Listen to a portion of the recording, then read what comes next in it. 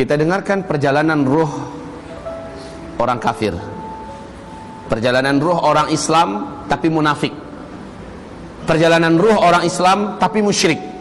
Ini yang bahaya, Pak. Kita dengarkan.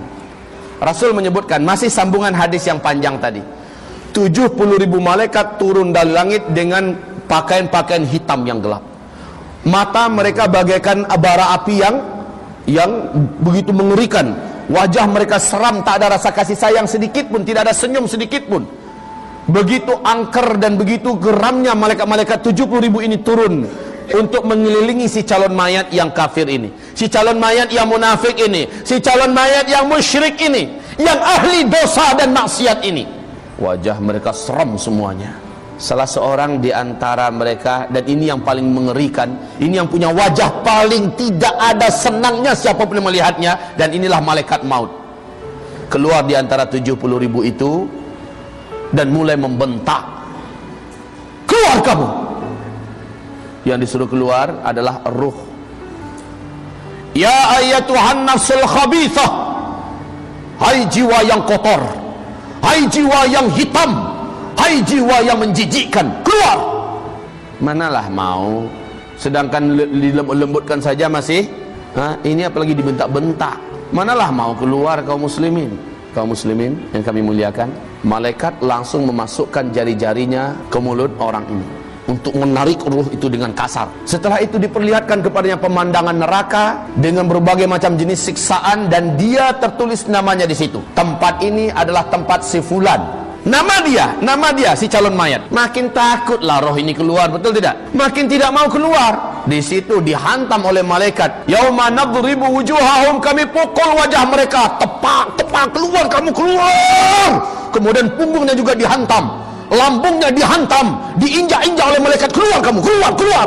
Makin kuatlah cengkeraman ruh itu di dalam tubuh ini. Luar biasa sakitnya itu, Pak. Kalau Bapak mau tahu bagaimana sakitnya, tanyakan yang udah mati. Tapi yang su'ul khotimah lah ya, tanyakan pada mereka. Insya Allah Bapak takkan berhasil.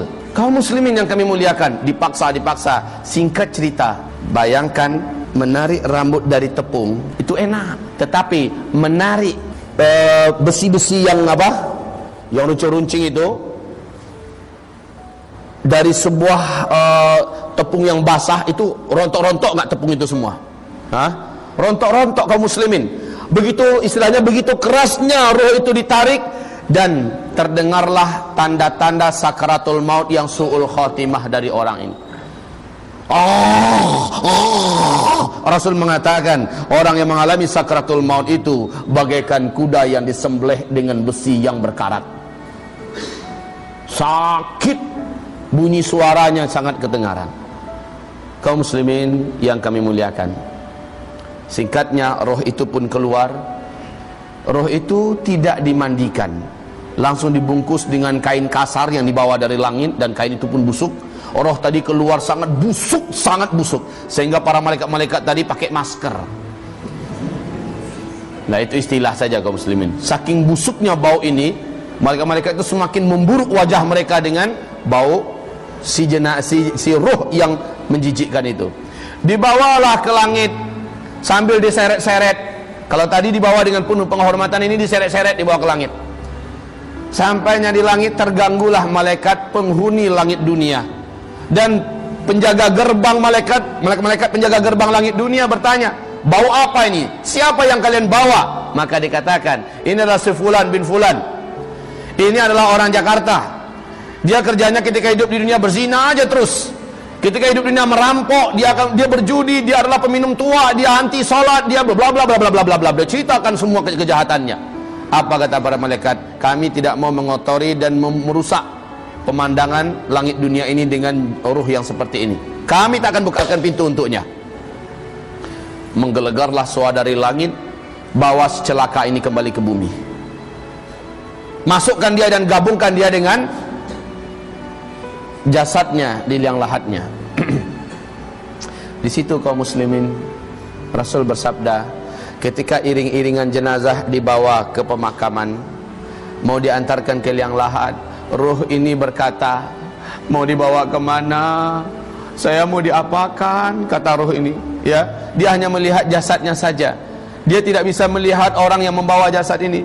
Mau dibawa kemana? Saya mau diapakan? Oh diriku, oh celakalah aku. Saat dimasukkan ke liang lahat, orang kalau su'ul khotimah Pak, akan ada tanda-tanda su'ul khotimah didapati. Tanda-tanda su'ul khotimah itu di dalam kitab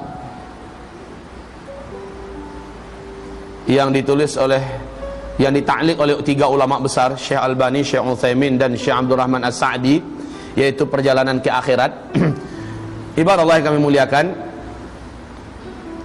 kitab misteri kematian ya, misteri kematian. Dan di dalam kitab ini perjalanan ke akhirat juga lengkap menceritakan tentang perjalanan setiap ruh dan pengalaman di alam kubur serta perjalanan di padang mahsyar dan seterusnya.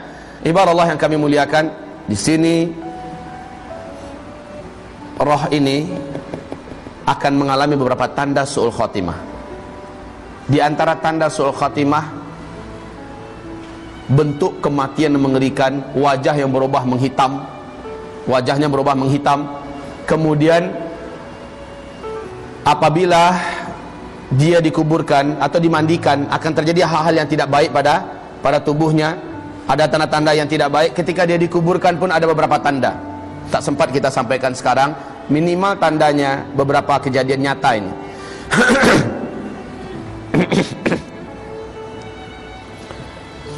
Seorang pemuka agama di kabupaten 50 kota di Sumatera Barat.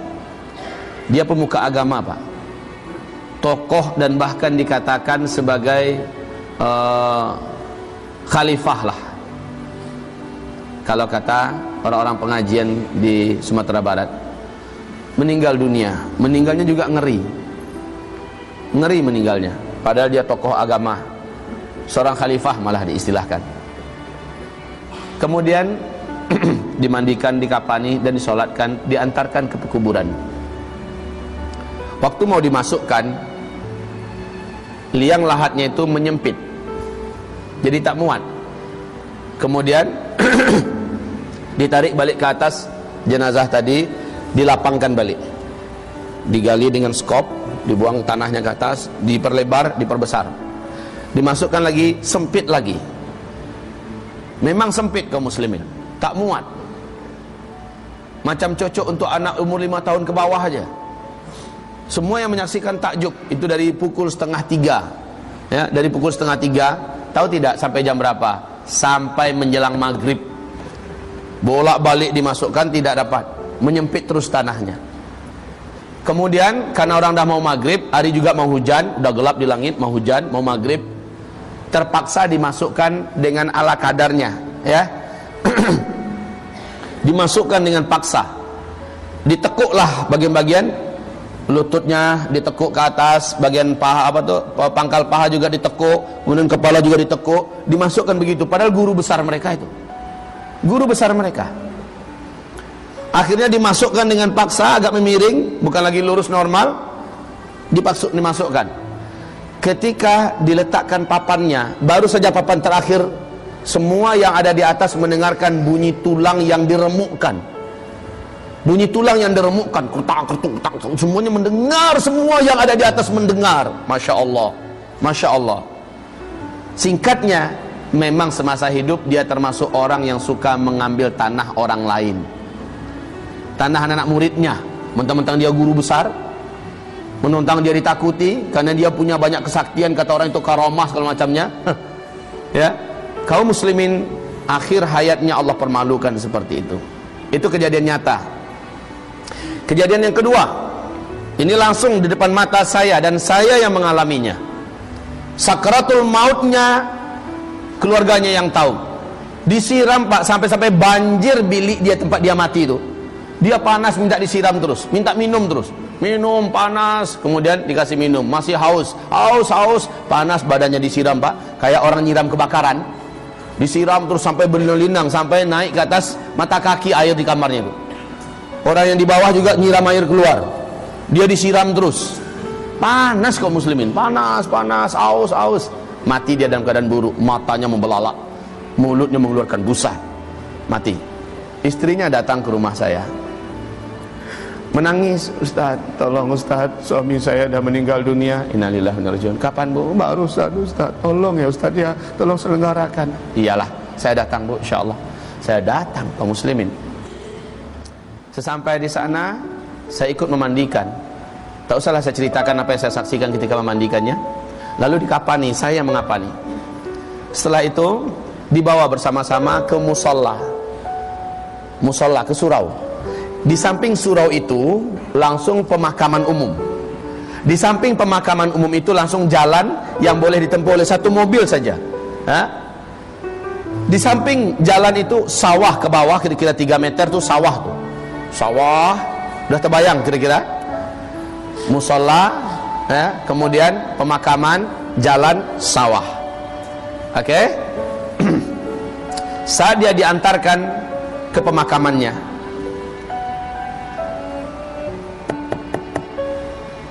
sudah siap dibawa ke bawah jenazahnya untuk dimasukkan ke liang lahatnya.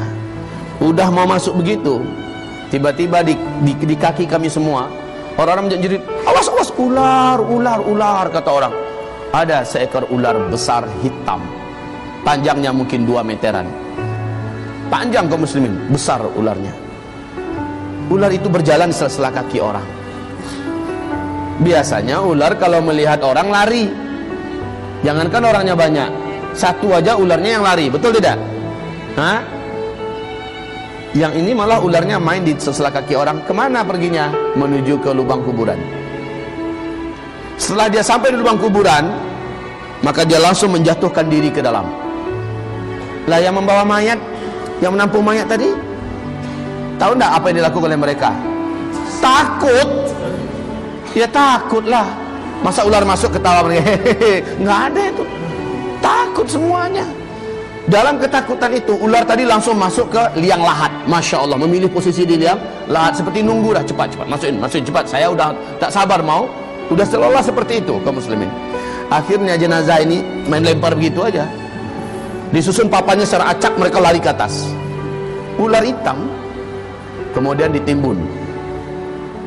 Masya Allah, jenazah dan ular sudah ada dalam satu liang. Sorenya datang adiknya. Adiknya tinggi, seluruh badannya penuh dengan tato. Ternyata adiknya ini pun datang seperti orang setengah mabuk. Ustaz, terima kasih Ustaz sudah menyelenggarakan kematian abang saya. Dia kasih saya amplop. Nih Ustaz, apa ini? Saya bilang kan, ini tanda terima kasih kami ya Ustaz. Dia memang pimpinan Samseng lah. Iya Samseng, pimpinan Samseng dia. Saya katakan, ambil balik ini, kasih sama anak-anaknya. Anak-anaknya lebih berhak menerima ini. Allah, kami segan sama Ustaz. Nak ada segan-segan, bawa aja pulang. Makasih Ustaz. Tapi Ustaz, abang saya itu matinya dalam keadaan mabuk Ustaz. Ulalah, matinya dalam keadaan mabuk. Man laqiyallaha wa huwa mudminul khamri mata wa huwa alaihi ghadban, kata Rasulullah. Siapa yang meninggal dunia sementara dia masih mencandu khamar, Allah murka kepadanya. Besok paginya, lah ini yang menakjubkan, besok paginya, Masya Allah, tetangga yang pas di depan rumah saya itu pukul 10:30 teriak-teriak menggedor pintu rumah saya. Ustaz, buka pintu, Ustaz, buka pintu. Macam apa saja, kayak rumah kebakaran. Saya buka pintu, Waalaikumsalam. Ada apa? Ustaz, saya baru lewat dari kuburan Ustaz. Ya kuburan yang itu, memangnya ada apa? Biasa Pak, tetangga ini dia yang membuat tempe. Tahu tempe kah? Dia buat tempe, dia membuat tahu. Biasanya pukul 4 subuh, belum subuh lagi dia udah berangkat menuju ke pasar, bawa itu untuk dibagi-bagi sama pedagang lain. Kemudian pulangnya dia jam 9, jam setengah 10 itu udah pulang naik bendi. Bendi adakah di sini? Dokar, saldo, apa? Nggak tahu. Kuda yang pakai bawaan rodanya 2 dari kayu itu. Delman apa namanya? Ya sudahlah, pokoknya paham. Nah, kaum muslimin, dia pulang naik itu lewat kuburan itu. Tiba-tiba pas lewat di kuburan itu, kudanya mengamuk. Sang sopir kuda ini ya langsung turun dan membawa kudanya ditambatkan tempat yang jauh. Kalau tidak, hampir saja kuda itu loncat ke sawah. Tinggi loh itu. Hampir saja kuda itu dengan delmannya loncat ke sawah. Apa kata sang sopir kuda ini, delman ini? Dia lihat hantu, kuda ini lihat hantu katanya. Lah itulah orang awam ya, lihat hantu katanya. Padahal nggak ada dalam Islam itu istilah hantu itu nggak ada kaum muslimin. Kemudian dia bawa pergi. Apa tuh Ustaz? Betulkah kuda di siang bolong melihat hantu? Di siang bolong tuh terang begitu hari, apalagi pagi, masa lihat hantu? Iya nggak Ustaz? Katanya. Saya katakan pernah kejadian sama dialami oleh Rasulullah. Beliau lewat di beberapa kuburan, sementara beliau menunggangi unta, tiba-tiba untanya mengamuk. Rasul sigap turun dan untanya dibawa jauh dan ditambatkan di sebuah batang pohon kurma. Lalu Rasul bertanya, kuburan siapa ini? Ini kuburan siapa? Kata Rasul. Salah seorang sahabat menjawab, saya tahu ya Rasulullah, yang itu kuburan Fulan bin Fulan dari kabilah Anu, dari suku Anu. Yang satu lagi ya Rasulullah, itu kuburan Fulan bin Fulan dari kabilah Anu, dari suku Anu. Innahuma yu'adzabani wa ma yu'adzabani min kabir. Mereka sekarang ini dua-duanya dalam kubur ini sedang diazab. Padahal itu waktu duha. Itu waktu duha. Mereka sekarang ini sedang diazab. Wa ma yu'adzabani min kabir. Bukan karena dosa yang sangat besar mereka diazab, tapi mereka diazab. Amma ahaduhuma, salah seorang di antara mereka disiksa karena ketika hidup di dunia kencing dia. Loh, kita kencing semua nih. Pipis, buang air kecil, tapi dia terbuka dari pandangan umum. La yastatiru min baulih, dia tidak menutup diri ketika buang air kecil. Satu, yang kedua, dan dia tidak memberi pembatas antara dirinya dengan tempat dia membuang air kecil itu. Karena Pak, kalau langsung nembak ke lantai, maka percikannya akan kena ke la yastanji min baulih. Dia tidak bersuci dan dia tidak pakai pembatas, dia terbuka dari pandangan orang. Jadi maaf nih, orang-orang yang pipisnya suka nembak dinding, suka nembak batang pohon, ban mobil, ini orang-orang yang harus diberi ilmu tentang ini. Kasihan Pak, kasihan.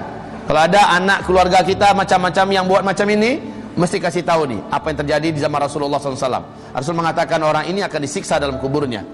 Otomatis sholatnya tak akan diterima karena ada pipis yang menempel dan jatuh-jatuh ke celananya. Berapa banyak sholat yang dia tinggalkan karena punya kebiasaan yang jelek ini. Yang kedua kata Rasulullah, yamshi fin nasi bin namimah. Kerjaannya semasa hidup di muka bumi suka mengadu domba orang, membuat orang yang mesra jadi membenci, membuat orang yang berteman menjadi saling bermusuhan, suami istri jadi bercerai, membuat ulama difitnah lalu masuk penjara dan segala macamnya. Ini orang-orang yang macam ini disiksa. Selanjutnya ibarat Allah, ruh itu dimasukkan ke liang lahat, bersatu dengan jasadnya. Dua malaikat mungkar dan nakir datang kepada ruh itu, bertanya dengan pertanyaan yang sama, suara yang menggelegar. Saat itu karena dia tidak punya amal yang cukup di dunia, maka dia tidak mampu menjawab dan memang tidak bisa dia menjawab. Lidahnya berusaha untuk menjawab apa yang mungkin sudah dia kenal dan dia dengar ketika di dunia. Tapi kata Rasulullah dalam hadis itu bahasanya cuma begini,